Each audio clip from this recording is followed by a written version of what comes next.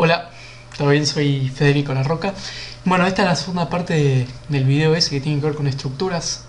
Y bueno, vamos a empezar. Quería empezar hablando de lo que se llaman factores de convergencia dentro de una empresa. Y eso va a tener que ver con la clasificación y a su vez se van a dar distintas hipótesis a raíz de eso, de los diversos factores de convergencia.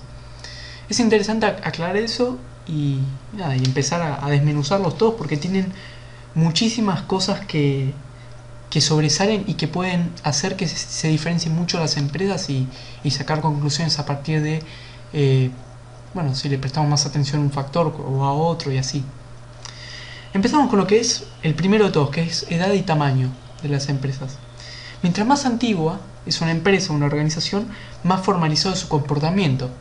Y eso tiene que ver con la experiencia que vayan teniendo las personas que forman parte de la organización y que se supone que con el tiempo, esta es una hipótesis, ¿no? Hay muchas hipótesis en torno a los factores de convergencia. Bueno, se supone que mientras más tiempo pasa, más formalizado está el comportamiento. Además, se dice que la estructura refleja la época en que se fundó la industria o la organización en sí. Y eso es verdad, porque cuando se funda una empresa, hay siempre unas estructuras de moda.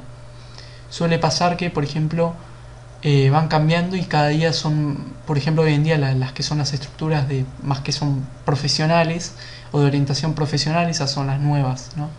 Con altos estándares que se manejan mucho. Igual, después vamos a ver igual los tipos de empresa que hay. Después se dice que mientras más grande es una organización, más elaborada es la estructura. Y eso tiene sentido, porque es necesario que se controlen más unidades de negocio dentro de la empresa, ¿no? Entonces es más elaborada la estructura. Mientras más grande es la organización, más grande es el tamaño promedio de las unidades y en relación con lo anterior, las unidades empresariales, podríamos llamarlos sectores o áreas o departamentos, se hacen más grandes mientras más grande es una empresa. Eso tiene sentido. Imagínense, comparemos una pyme con una empresa gigante, corporación enorme que dispone de un área de marketing o una unidad de marketing 1000 veces más grande que la otra. Se supone, ¿no? Mientras entre más grande es la organización, más formalizado el comportamiento. Bueno, eso lo mismo de antes.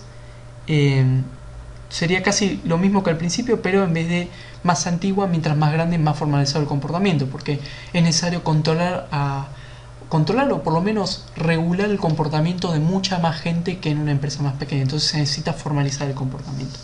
Eso sería de edad y tamaño, ¿no? Ahora pasemos a lo que es el sistema técnico, que es el segundo factor de convergencia. Y se refiere a los instrumentos que utiliza el núcleo de operaciones. Y no solo a instrumentos como tal, sino también a sistemas, a los procesos. Tiene dos dimensiones. Por un lado está la regulación, que es el grado en que el trabajo de las operaciones se ve controlado por los instrumentos. Por ejemplo, una gran regulación sería una diferencia entre una máquina que está programada y un bisturí, que es mucho más humano, más técnico. Y la sofisticación, cuán compleja es la comprensión y utilización del sistema en sí técnico, de las herramientas en sí.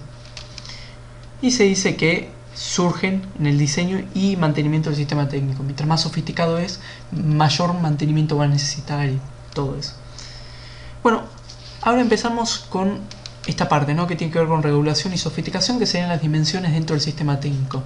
Se dice que mientras más regulado es el sistema técnico, más formalizado y rutinario será el trabajo operativo y más burocrático la estructura del núcleo de operaciones. Y tiene mucho sentido, porque estará más regulado, será más complejo en ese sentido. Mientras más complejo el sistema técnico, más elaborado y profesional el staff de apoyo. Nuevamente tiene todo el sentido del mundo, esto es totalmente intuitivo, porque es necesario que participen personas de acuerdo a la complejidad del sistema en sí. Entonces se va a necesitar que hayan personas más capacitadas para manejar la maquinaria y todo eso. La automatización del núcleo de operaciones transforma la estructura de la administración burocrática en una orgánica. Y eso también tiene todo el sentido del mundo, porque ya no es necesario tantos reglamentos, tanta formalidad, sino que se va transformando en una estructura más orgánica, ¿no? El mismo núcleo o sistema de operaciones. Como tercer factor de convergencia está el entorno. Mientras más dinámico es el medio ambiente de la organización, más orgánica es la estructura. Claramente es necesario que la estructura no sea tan rígida y orgánica en su comprensión por lo dinámico que es el ambiente. Mientras más complejo es el medio ambiente, más descentralizada necesita ser la estructura en sí de la organización. Nuevamente tiene sentido porque hay momentos que se deben tomar decisiones importantes y debe estar descentralizada, que las personas puedan actuar velozmente para lo que solicita el medio ambiente. Mientras más diversificados los mercados, va a haber una mayor propensión a dividir en divisiones sustentadas en mercados. Nuevamente tiene sentido porque si nos dedicamos o nos abocamos a un mercado totalmente unificado, no van a hacer falta tantas divisiones dentro de una organización. Ahora, si en cambio apuntamos a mercados muy diversificados, es necesario que haya una clara separación dentro de las unidades o estructuras empresariales internas. Esto tiene que ver con la forma divisional de las empresas, ¿no? De las organizaciones. Bueno, básicamente después sigue que las disparidades en el entorno estimulan la descentralización selectiva hacia constelaciones de trabajo diferenciadas. Y esto quiere decir que ante ciertas condiciones en el entorno, los trabajadores armen sus propias subestructuras, ¿no? Es necesario, hay veces que que el entorno se complejiza, entonces es necesario que los trabajadores por su cuenta puedan armar sus propias subestructuras para poder responder eficientemente ante el entorno. Ahora, hablemos del cuarto factor de convergencia, que es el poder. El poder básicamente regula las relaciones de poder que existen entre los miembros de una organización. El control externo necesita del poder y la moda inmersa en una cultura. A su vez, esta moda, este poder, ejerce una enorme influencia sobre la estructura de la organización.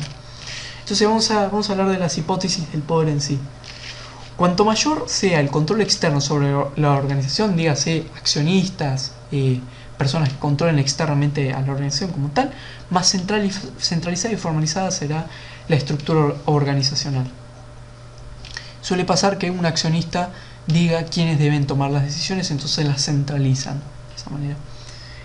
Esto se hace mediante la centralización y la formalización propia de, por ejemplo, lo que decide un accionista. Las necesidades de poder suelen generar estructuras muy centralizadas.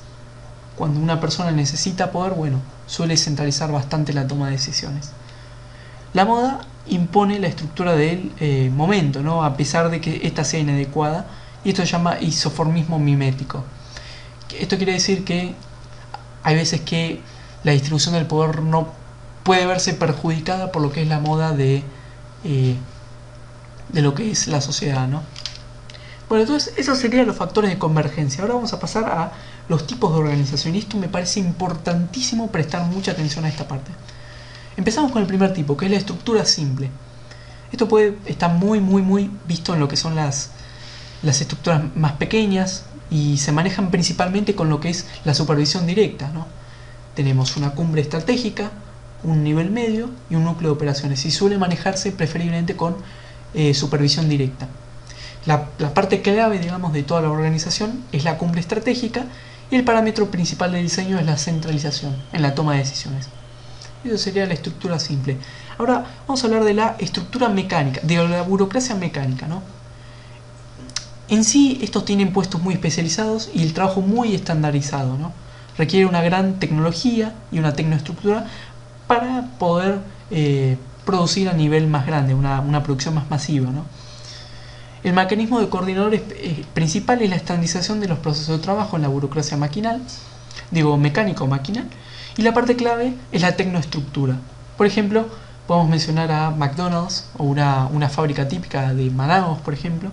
Y los principales parámetros de diseño es la formalización del comportamiento, la especialización, la unidad operativa grande, la centralización vertical y descentralización horizontal limitada. Ahora, ¿qué sacamos de la burocracia maquinal o mecánica? Que la parte principal o la parte fundamental, la parte clave de esta estructura es la tecnoestructura. Por su parte, el principal proceso que se utiliza o que se lleva a cabo, el principal mecanismo de coordinación es la especialización de los puestos de trabajo, ¿no? La estandarización y especialización de procesos, pero más que nada es estandarización, quise decir, disculpen. Después viene la burocracia profesional. Esta es la tercera estructura típica. Y esto tiene que ver más con la prestación de servicios profesionales, ¿no? Y es necesario que las personas estén muy capacitadas y que estén de acuerdo para poder entrar a los puestos de trabajo necesariamente, ¿no? Tiene una estructura muy horizontal y descentralizada, en contraposición a la burocracia mecánica. El mecanismo principal de coordinación es la estandarización de destrezas o habilidades, porque es necesario en esta prestación de servicios específicos, bueno, grandes requerimientos a la hora de entrar. Y la parte clave es el núcleo operativo en este caso, porque está todo mucho más descentralizado. Es como que tenemos una cumbre de estrategia muy pequeña y un núcleo operativo, un nivel medio muy grandes, muy anchos. Y los principales parámetros que se utilizan es, por ejemplo, la capacitación, especialización de la tarea, la descentralización vertical y horizontal.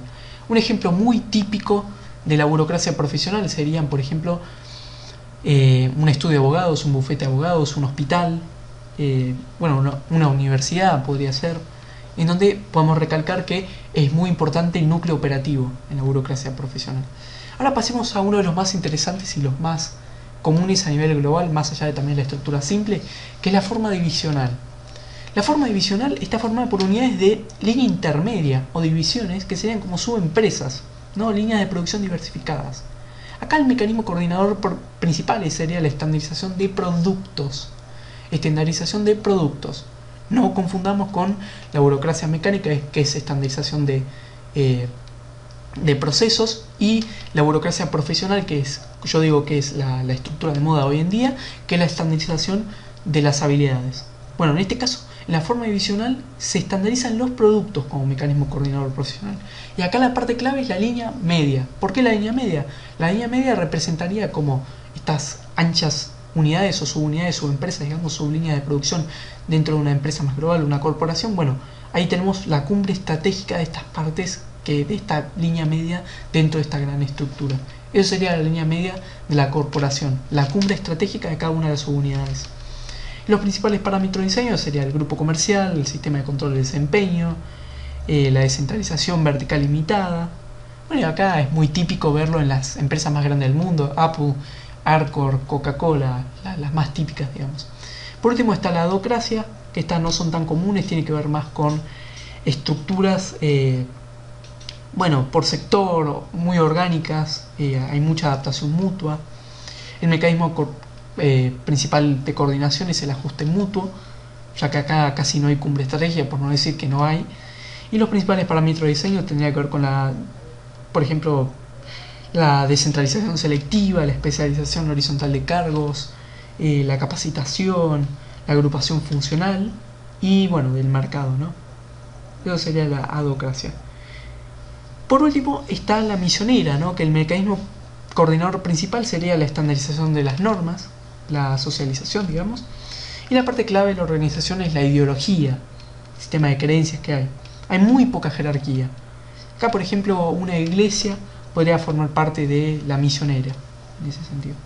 El adoctrinamiento formaría como principal parámetro de diseño, la capacitación, planeamiento de la acción, y el control de desempeño serían los principales parámetros de diseño de la misionera. Esta no es muy típica, es mucho más religiosa y teórica, digamos, la forma misionera.